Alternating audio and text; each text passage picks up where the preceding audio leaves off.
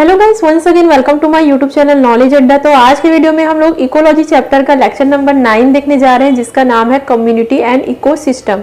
तो चलिए हम लोग स्टार्ट करते हैं। ये बैच है हमारा लायन बैच, और इस बैच के बहुत सारे वीडियो चैनल पर अपलोड हो चुके हैं गाइस, जिसका लिंक मैंने नीचे डिस्क्रिप्शन बॉक्स में डाल करके रखा हुआ है। आप लोग चेक जरूर करें, या फिर आप मेरे चैनल के प्लेलिस्ट में जाकर के भी बीएससी जूलॉजी, बीएससी केमिस्ट्री के सारे वीडियोस लाइन से देख सकते हो, है ना। तो ये आज का वीडियो है हमारा इकोलॉजी चैप्टर का लेक्चर नंबर 9। बहुत जल्द ये चैप्टर हमारा कंप्लीट होने वाला है, और आज के वीडियो में हम लोग समझने वाले हैं कम्युनिटी एंड इकोसिस्टम। मतलब ये जो आपका कम्युनिटी है वो इकोलॉजी से रिलेटेड है ना। मतलब जो भी हमारा इकोसिस्टम होगा उससे रिलेटेड कम्युनिटी के बारे में हम लोग स्टडी करेंगे, जिसको हम लोग हिंदी में कहते हैं समुदाय एवं पारिस्थितिक तंत्र। तो पूरा हम लोग यहाँ पर देखने वाले हैं विथ डायग्राम। आज भी मैं आप लोगों को नोट्स प्रोवाइड करने वाली हूँ। वीडियो के एंड में आप लोगों को हैंड रिटन नोट्स मिल जाएंगे, जिसका आप लोग स्क्रीनशॉट ले सकते हो। तो चलिए गाइस स्टार्ट करते हैं हम लोग आज का टॉपिक, है ना। तो जैसा कि आप सभी को पता ही है कि अगर हमें अच्छे मार्क्स लाना है, अगर हमको नोट्स को सुंदर बनाना है, तो उसके लिए हमें ऐड करना होता है सिनॉप्सिस, जिसे हम लोग कहते हैं रूपरेखा। तो आज के जो हमारा कम्युनिटी टॉपिक है उसका हम लोग रूपरेखा देख लेते हैं, है ना।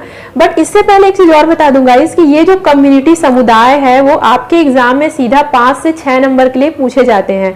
अगेन ये लॉन्ग टाइप क्वेश्चन है, तो लॉन्ग टाइप क्वेश्चन है तो कम से कम आपको 7 से 8 पॉइंट यहाँ पर आपको लिखना पड़ेगा। तो चलिए मैं आप लोगों को बताती हूँ कौन कौन सा पॉइंट आप लोग ऐड करोगे। तो कम्युनिटी में सबसे पहले हम लोग ऐड करेंगे इंट्रो एंड डेफिनेशन। तो इसका मैं आप लोगों को पूरा इंट्रोडक्शन बताऊंगी और डेफिनेशन बताऊंगी। पहले आप लोग समझ जाइए, देन आप नोट्स में पूरा लिखा हुआ है ना।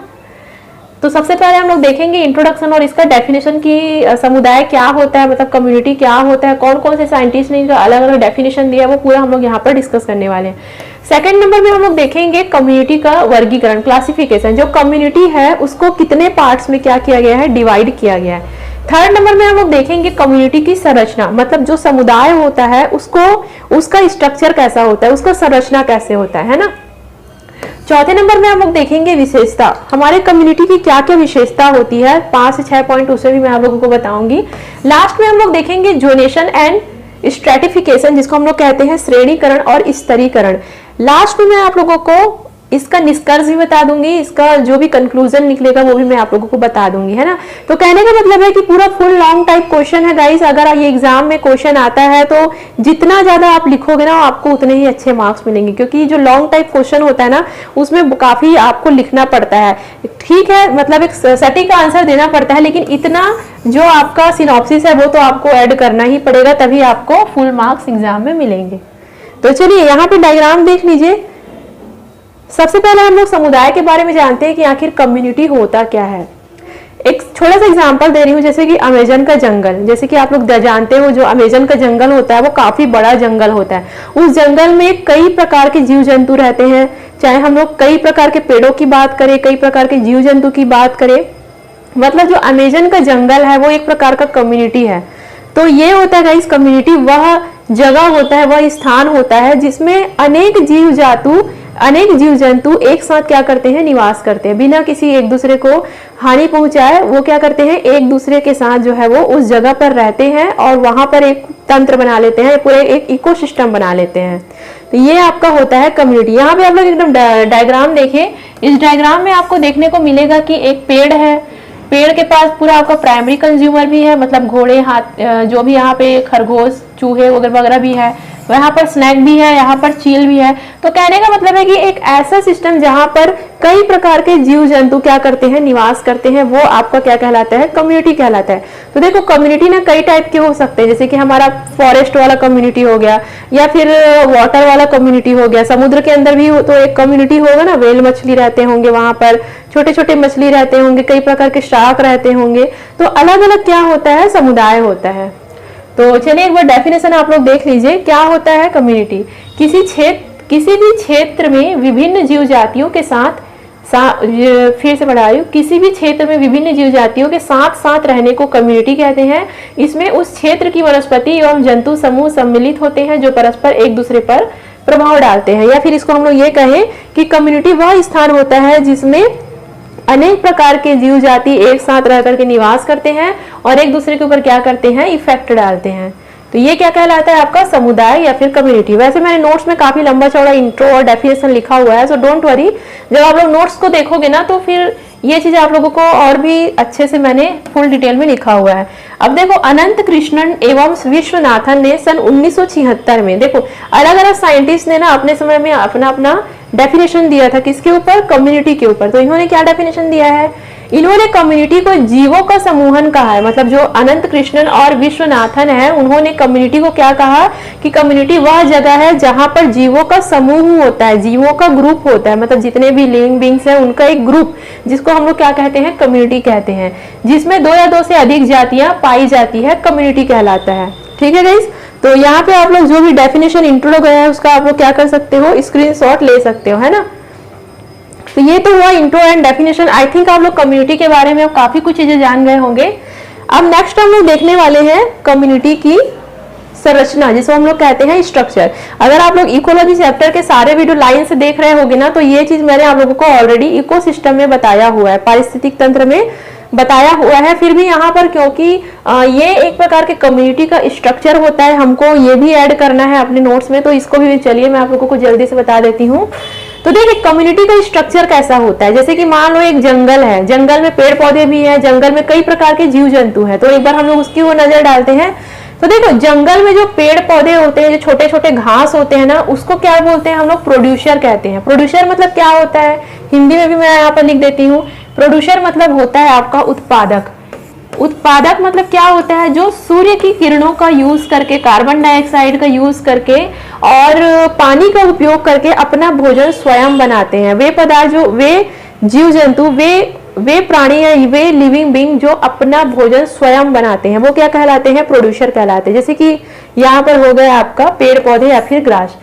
अब जो इन उत्पादक को जो खाने वाले होते हैं, जो फर्स्ट ऐसे जानवर जो उत्पादक को खाते हैं, मतलब जो हरे घास फूस को खाते हैं, उसको हम लोग कंज्यूमर बोलते हैं, जिसको हम लोग कहते हैं उपभोक्ता। जैसे कि हम लोग क्या खाते हैं, जैसे कि जितने भी शाकाहारी मनुष्य हैं वो हम लोग क्या खाते हैं, पेड़ पौधों पर ही आश्रित रहते हैं अपने भोजन के लिए। तो हम लोग क्या होंगे, प्राइमरी कंज्यूमर कहलाएंगे। जैसे कि एग्जाम्पल के लिए टिड्डा, जैसे कि देखो ग्रास ऊपर है, तो इसको हम लोग क्या बोलेंगे, प्राइमरी कंज्यूमर, मतलब प्राथमिक उपभोक्ता। प्राथमिक उपभोक्ता वह होता है जो कि प्रोड्यूसर को क्या करते हैं, अपने भोजन के रूप में ग्रहण करते हैं, वो क्या कहलाते हैं, आपका प्राइमरी कंज्यूमर कहलाते हैं। ठीक है गाइस। अब देखो सेकेंडरी कंज्यूमर, सेकेंडरी कंज्यूमर वो कंज्यूमर होता है जो कि प्राइमरी कंज्यूमर को अपना भोजन बनाते हैं। मतलब जैसे कि जो चिड़िया वगैरह, ब्लू बर्ड्स हो गए, कोई भी चिड़िया है, वो क्या करेंगे, इन टिड्डों को खाने का काम करते हैं। तो जो प्राइमरी कंज्यूमर को खा रहा है वो क्या कहलाता है, आपका सेकेंडरी कंज्यूमर कहला रहा है। ठीक है। अब जो सेकेंडरी कंज्यूमर को खा रहा है, जैसे कि स्नैक, चिड़िया को कौन खा रहा है, स्नैक, तो इसको टर्सरी कंज्यूमर कहेंगे, मतलब तृतीयक उपभोक्ता। जो द्वितीयक उपभोक्ता और प्राथमिक उपभोक्ता दोनों को खाते हैं। अब जो सांप है वो टिड्डे कीड़े मकोड़े को भी तो खाते हैं ना, और चिड़िया वगैरह भी खाते हैं, तो ये टर्सरी कंज्यूमर कहलाता है। अब जो इन सभी को खाते हैं वो आपका एपेक्स प्रेडिटर कहलाता है। मतलब जैसे कि उल्लू सांप भी खाता है, उल्लू पक्षी वगैरह भी खाता है, और उल्लू टिड्डे वगैरह भी खाते हैं। मतलब ये सर्वोच्च उपभोक्ता जिसको हम लोग कहते हैं, समझ में आया, ऐसा उपभोक्ता जो कि प्राइमरी सेकेंडरी टर्सरी तीनों प्रकार के कंज्यूमर को ग्रहण करते हैं, वो क्या कहलाता है, आपका प्रेडिटर कहलाते हैं, जिसको सर्वोच्च उपभोक्ता कहते हैं, है ना। अब कल के दिन में अगर ये जो उल्लू है अगर वो एक्सपायर हो जाता है, फिर वो मृत हो जाता है, तो उसका शरीर क्या होगा, सड़ेगा गलेगा, मतलब जमीन में रह के उसका शरीर क्या होगा, गलना चालू होगा। उसको हम लोग क्या कहते हैं, अपघटन होना कहते हैं, या फिर इसको हम लोग कहते हैं डिकम्पोजिशन होना कहते हैं ना। तो डिकम्पोजिशन क्या होता है, जो भी मृत शरीर होते हैं उस पर छोटे छोटे जो सूक्ष्म बैक्टीरिया वगैरह होते हैं ना, जिसको हम लोग क्या कहते हैं, डिकम्पोजर कहते हैं, अपघटक कहते हैं। तो ये जो छोटे छोटे बैक्टीरिया होते हैं जो अपघटक होते हैं, वो इनके शरीर को सड़ाने गलाने का काम करता है, और ये भी आपके कम्युनिटी के स्ट्रक्चर में इंक्लूड है, कौन, डिकम्पोजर।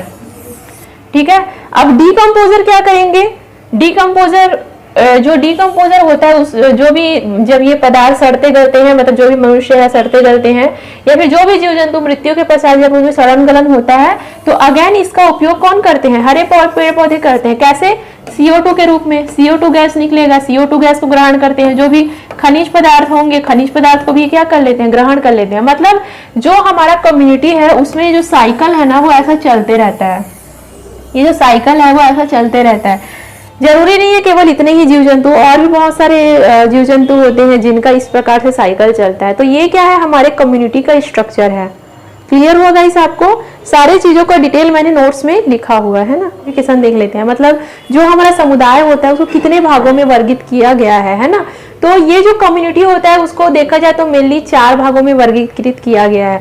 अगर हम लोग इस तरफ के फर्स्ट और सेकंड की बात करें तो इसको उसके साइज के अकॉर्डिंग, मतलब उसके जो आकार है उसके अकॉर्डिंग इसको क्लासिफाई किया गया कम्युनिटी को। जैसे मान लो एग्जांपल दीर्घ समुदाय, जिसको हम लोग कहते हैं मेजर कम्युनिटी। मेजर कम्युनिटी वो कम्युनिटी होता है ना जिसमें इसके अंदर जो भी जीव जंतु होते हैं, जो भी पेड़ पौधे होते हैं, वो किसी अन्य कम्युनिटी पर आश्रित नहीं रहते हैं। मतलब वो इतना बड़ा कम्युनिटी होता है, जैसे कि मान लो अमेजन का जंगल, अमेजन का जो जंगल है वो दुनिया का सबसे बड़ा जंगल है, और वो इतना बड़ा है कि वहां पर के जो जीव जंतु है वो एक दूसरे को ही खा करके या फिर पेड़ पौधों का सेवन करके, मतलब वो किसी पर निर्भर नहीं है, वो अपने ही कम्युनिटी पर क्या है, डिपेंड है। तो उसको हम लोग मेजर कम्युनिटी कहते हैं। ऐसा कम्युनिटी बहुत बड़ा होता है ना, जिसमें वहां पर जो भी जीव जंतु रह रहे हैं वो किसी पर भी डिपेंड नहीं होते, मतलब अन्य किसी कम्युनिटी पर डिपेंड नहीं होते हैं। दूसरा नंबर का आता है आपका लघु समुदाय। तो लघु समुदाय मतलब होता है आपका माइनर कम्युनिटी। माइनर कम्युनिटी मतलब क्या होता है, ऐसा कम्युनिटी जो थोड़ा छोटा सा होता है, और ये कम्युनिटी में क्या होता है ना, अपने अपने भोजन के लिए या फिर अपने आवास के लिए दूसरे कम्युनिटी पर निर्भर रहना पड़ता है। मतलब ये थोड़ा सा छोटा कम्युनिटी होता है। आसपास की इनके जो भी कम्युनिटी होंगे उन पर इनको क्या करना पड़ता है, डिपेंड होना पड़ता है। तो साइज के अकॉर्डिंग और डिपेंड कैसा है उसके अकॉर्डिंग इसको 2 भागों में बांटा गया है, दीर्घ समुदाय और लघु समुदाय, है ना। अब अगेन यहाँ पे देखो दो और भी यहाँ पर समुदाय है, मतलब 2 और भी क्लासिफिकेशन है। पहला स्प्रूस बायोसिनोज और दूसरा ओक हिकोरी बायोसिनोज। तो सबसे पहले हम लोग देखते हैं स्प्रूस बायोसिनोज। तो स्प्रूस बायोसिनोज क्या होता है? स्प्रूस बायोसिनोज वह कम्युनिटी होता है, उस प्रकार का कम्युनिटी होता है जिसमें किसी भी जीव की उपस्थिति का निर्धारण दूसरे जीव जंतु करते हैं। आ रहा है समझ में?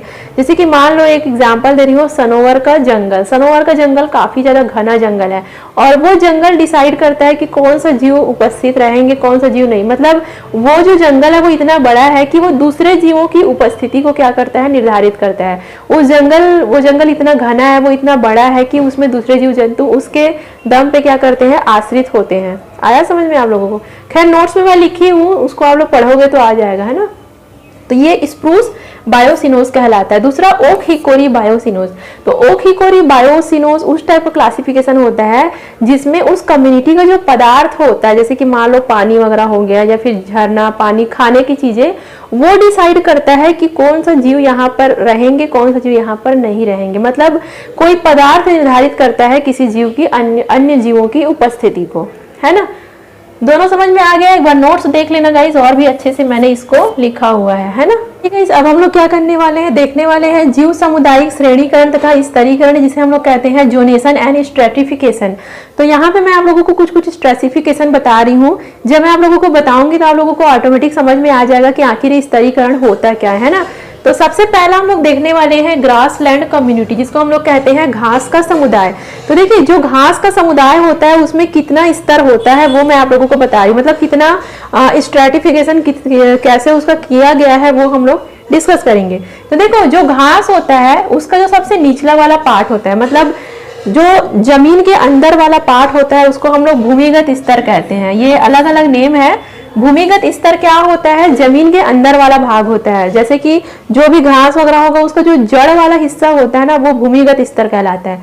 अब जो तलीय स्तर होता है, वो जो भूमि का जो ऊपरी हिस्सा होता है जहां से पेड़ पौधे उगना चालू कर रहे हैं, वो हिस्सा आपका क्या कहलाता है, तलीय हिस्सा कहलाता है।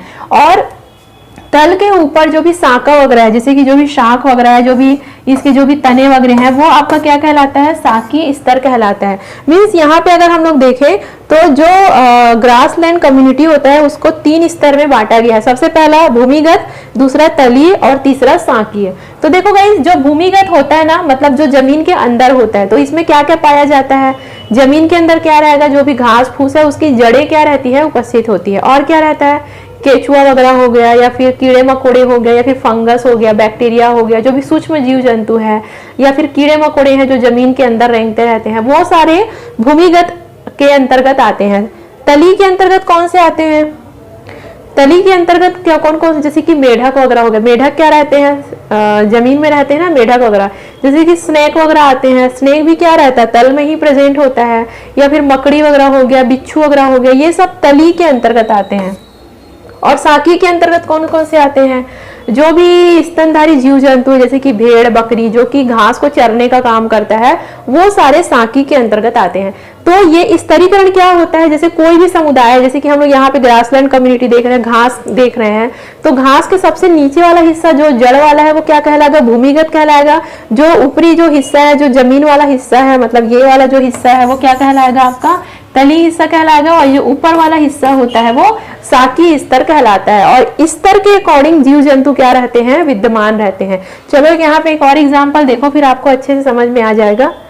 सेकंड नंबर का है हमारा वनी समुदाय, जिसको हम लोग कहते हैं फॉरेस्ट कम्युनिटी। तो फॉरेस्ट कम्युनिटी जंगल काफी बड़ा कम्युनिटी होता है, तो इसको भी अगेन हम लोग 3 पार्ट में डिवाइड किए गए हैं। सबसे पहला है आपका निम्न स्तर, दूसरा है आपका मध्य स्तर और तीसरा है आपका ऊपरी स्तर।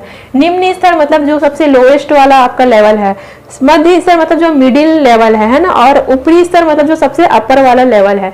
तो इसको 3 लेवल में क्या किया गया है, डिवाइड किया गया है। किसको, फॉरेस्ट कम्युनिटी को। और अलग अलग लेवल पे क्या रहते हैं, अलग अलग जीव जंतु विद्यमान रहते हैं। तो चलो मैं आप लोगों को बताती हूँ। सबसे पहले देखो निम्न स्तर। तो निम्न स्तर में क्या आता है, ये जो पूरा जमीन और जो जड़ें हैं ना, जो भी जड़ वगैरह है, जो भी तल वगैरह है, वो पूरा आपका निम्न स्तर में आता है। मतलब ये वाला पूरा हिस्सा, ये वाला जो पूरा हिस्सा है वो आपके निम्न स्तर में आते हैं। यहाँ पे जमीन में कौन कौन रहते हैं, जैसे कि कीड़े मकोड़े हो गए, बिच्छू हो गए, केचुआ हो गए, मेढक हो गए, स्नेक वगैरह हो गए, ये सब क्या होते हैं, जंगल के नीचे में पाए जाते हैं, मतलब तल में पाए जाते हैं। बिच्छू हो गए, केकड़ा हो गए, और बहुत सारे ऐसे जीव जंतु हैं जो जमीन में रहते हैं या फिर जड़ के अंदर, जैसे कि केचुआ वगैरह, सूक्ष्म जीव जंतु, ये सारे निम्न स्तर के अंतर्गत आते हैं। मध्य स्तर में कौन कौन से आते हैं, ये मध्य वाले स्तर पे। तो मध्य वाले स्तर पे जैसे कि बहुत सारे जीव जंतु आते हैं, जैसे कि पक्षी वगैरह। पक्षी ज्यादा, कुछ पक्षी ऐसे होते हैं जो ज्यादा ऊंचाई तक उड़ नहीं पाते, तो ये क्या रहते हैं, मध्य स्तर में रहते हैं। और भी बहुत सारे जीव जंतु मध्य स्तर में रहते हैं, जैसे कि गिलहरी वगैरह हो गए। गिलहरी भी तो पेड़ की शाखाओं में चढ़ पाते हैं ना, तो वो सब क्या मध्य स्तर में। मैंने नोट्स में पूरा लिखा हुआ है जीव जंतु के नाम, है ना। और सबसे ऊपरी स्तर पे कौन रहते हैं, जैसे कि बंदर। हमेशा बंदर लोगों को देखे ना, हमेशा पेड़ के सबसे ऊपर हिस्से में जाकर के बैठे रहते हैं। कई प्रकार के पक्षी हो गए, कई प्रकार के सांप हो गए, कई प्रकार के जैसे कि उल्लू वगैरह हो गए, चमगादड़ वगैरह हो गए, वो क्या आपके ऊपरी स्तर में आता है ना। तो अगेन हम लोग यहाँ पे जो फॉरेस्ट कम्युनिटी है उसको भी 3 स्तर में बांटे हुए हैं। नोट्स में मैं पूरा जीव जंतु के नाम लिखी हूँ गाइस, आप लोग वहां पे देखोगे तो आपको समझ में आ जाएगा। अब देखो यहाँ पे तीसरा नंबर का है झील समुदाय, स्ट्रेटिफिकेशन इन लेक, या फिर हम लोग तालाब की भी बात कर सकते हैं, या फिर जल का जो समुदाय है, मतलब जो जली समुदाय है, जली कम्युनिटी है, उसके बारे में हम लोग देखेंगे। तो देखो जली कम्युनिटी को भी ना अगेन यहाँ पे 3 से 4 भागों में बांटा गया। सबसे पहले देखो लिटोरल जोन, जिसको हम लोग कहते हैं बेलांचक क्षेत्र, हिंदी में भी मैं लिखी हुई। तो बेलांचक क्षेत्र ना सबसे ऊपरी हिस्सा होता है, जैसे कि पानी है ना, उसका सबसे ऊपरी हिस्सा होता है, मतलब वो हिस्सा होता है जहां पे आराम से सूर्य की किरणें क्या होती है, पहुंच सकती है। तो सबसे ऊपरी लेवल को आप लोग क्या बोलोगे, लिटोरल जोन कहोगे। सेकंड नंबर में आता है देखो लिमेटिक जोन। लिमेटिक जोन कौन सा होता है, जो ऊपरी स्तर का, जो सबसे ऊपरी स्तर का जो जस्ट नीचे वाला स्तर होता है ना, जहाँ पे मछली वगैरह रहते हैं, जो भी जीव जंतु वगैरह रहते हैं, विचरण करते रहते हैं, वो आपका लिम्नेटिक जोन कहलाता है। तो लिम्नेटिक जोन भी जो सूर्य की किरणें हैं उसका कुछ हिस्सा यहाँ तक आता है, जैसे कि लिम्नेटिक जोन ये पूरा आ गया, ये वाला जो पूरा हिस्सा रहेगा ना वो लिम्नेटिक जोन के अंतर्गत आता है। अब देखो प्रोफंडल। प्रोफंडल कौन सा होता है, जो इस स्तर के जस्ट नीचे वाला स्तर होता है। मतलब ये मान के जैसे कोई तालाब है तो उसका जो गहराई वाला हिस्सा रहता है ना, वो आपको क्या कहलाता है, प्रोफंडल जोन कहलाता है। और जो सबसे नीचे वाला हिस्सा होता है, जो सबसे ज्यादा नीचे वाला हिस्सा होता है, उसको हम लोग कहते हैं बेंथिक जोन। मतलब जो सबसे गहरा होता है, इतना गहरा होता है कि वो जमीन को टच करने लगता है। तो यहाँ पे कहने का मेरा मतलब है कि जो तालाब या फिर झील वगैरह है ना, उसको भी उसके लेवल के अकॉर्डिंग कितना ऊपर में जो रहता है उसको लिटरल जोन, फिर उसके बाद लिम्नेटिक जोन, फिर उसके बाद प्रोफंडल जोन, फिर सबसे नीचे बेंथिक जोन। तो ऐसे जोन वाइज, स्तर वाइज इसको डिवाइड किया गया है। तो इसके अलग अलग स्तर में भी अलग अलग जीव जंतु क्या करते हैं, विद्यमान रहते हैं। ठीक है गाइस, इतना आप लोगों को समझ में आया। तो क्या क्या बताई मैं अभी तक आप लोगों को। सबसे पहले मैं आप लोगों को बताई ग्रासलैंड कम्युनिटी, घास समुदाय। सेकंड नंबर में हम लोगों ने देखा वनी समुदाय जिसको हम लोग कहते हैं फॉरेस्ट कम्युनिटी। और थर्ड नंबर में हम लोगों ने क्या देखा, झील समुदाय जिसको हम लोग कहते हैं स्ट्रैटिफिकेशन इन लेक। तो ये क्या आता है आपके पूरे जोनेशन एंड स्ट्रैटिफिकेशन के अंतर्गत आता है। पूरा नोट्स में मैं क्या की हूँ ये सबको लिख दी हूँ, तो आप लोग वहां पर भी जाकर के स्क्रीनशॉट ले सकते हो। अब चलिए गाइस हम लोग देख लेते हैं कम्युनिटी की विशेषता, मतलब जो हमारा समुदाय होता है उसका क्या क्या विशेषता होता है। तो सबसे पहला विशेषता देखो, जाति विविधता एवं स्पेसिफिक डाइवर्सिटी। तो जाति विविधता का मतलब ये है कि जैसे मान लो कोई कम्युनिटी है तो उसमें कई प्रकार के जीव जंतु होते हैं, जरूरी नहीं कि एक ही प्रकार के जीव जंतु उसमें रहते हैं, अनेकों प्रकार के जीव जंतु क्या रहते हैं उसमें विद्यमान रहते हैं। तो ये आपका क्या कहलाता है, स्पेसिस डाइवर्सिटी या फिर जाति विविधता कहलाता है। ठीक है। सेकंड नंबर में देखो प्रभाविता, जिसको हम लोग कहते हैं डोमिनेंस। जैसे मान लो हमारा कोई कम्युनिटी है, उसमें 100 प्रकार के जीव जंतु, 100 प्रकार की जातियां हैं, बट उसमें कोई ना कोई 1 से 2 जाति ऐसा होगा जो पूरे कम्युनिटी पर अपना प्रभाव दिखाता है ना। कोई ना कोई 1-2 जाति ऐसा होता है जो पूरे इस कम्युनिटी पर प्रभाव दिखाता है, उसको हम लोग डोमिनेंस या फिर प्रभाविता कहते हैं। थर्ड नंबर में देखो वृद्धि और संरचना, ग्रोथ एंड स्ट्रक्चर। तो जो कम्युनिटी हमारा होता है ना, उसमें हर जीव जंतु का जो साइज होता है, जो ग्रोथ होता है वो अलग अलग होता है। देखना कुछ पत्ती का आकार इतना बड़ा बड़ा होता है, मतलब बहुत लंबे चौड़े पत्ती होते हैं, कुछ पत्ती एकदम सुई के आकार का होता है। तो कहने का मतलब है कि वृद्धि में, ग्रोथ में अंतर पाया जाता है कम्युनिटी में। चौथे नंबर का देखो पोषण संरचना, जिसको हम लोग कहते हैं ट्रॉफिक स्ट्रक्चर। कहने का मतलब है कि कुछ जीव जंतु हमारे कम्युनिटी में शाकाहारी होते हैं, कुछ मांसाहारी होते हैं, कोई सर्वाहारी होते हैं। तो हर हमारे कम्युनिटी में जितने भी जीव जंतु होते हैं उनका क्या पोषण, मतलब जो खाने पीने का ढंग है वो अलग अलग होता है। पांचवा स्ट्रैटिफिकेशन। स्ट्रैटिफिकेशन मतलब स्तरीकरण। मैंने आप लोगों को स्तर बताया, जैसे कोई भी कम्युनिटी है उसका अलग अलग स्तर पाया जाता है। जैसे कि अभी मैं बताई ना वन का, समुदाय का, तो उसका भी अलग अलग स्तर, अलग अलग लेवल पाया जाता है। तो ये तो है गाइस आपका कम्युनिटी की विशेषता। अब मैं लास्ट में आप लोगों को इसका कंक्लूजन बता रही हूँ। जो हमारा कम्युनिटी है ना, उसका जो भी साइज है, आकार है, उसका जो भी पॉपुलेशन है, उसमें कम ज्यादा होते रहता है। कई बार अगर कोई बीमारी वगैरह, कुछ महामारी वगैरह आता है जिससे बहुत सारे जीव जंतु अचानक से एक्सपायर भी कर जाते हैं। तो ये होता है गाइस हमारा कम्युनिटी, जिसमें आज के वीडियो में हम लोगों ने कम्युनिटी के बारे में काफी कुछ चीजें देखा हुआ है। अब चलिए आप लोग क्या कर लो, इसके नोट्स मैं दे रही हूँ, उसका स्क्रीनशॉट आप लोग ले लो, है ना।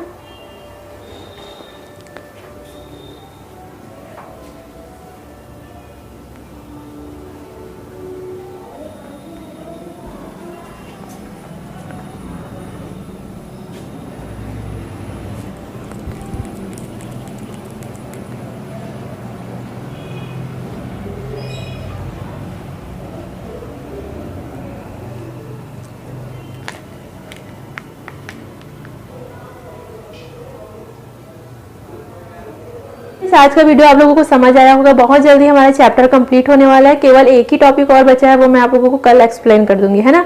सारे टॉपिक आप लोगों को मेरे चैनल में ही मिल जाएंगे, सो आप लोग उसको चेकआउट जरूर करें।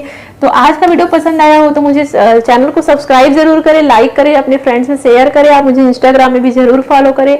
And thank you so much guys for watching.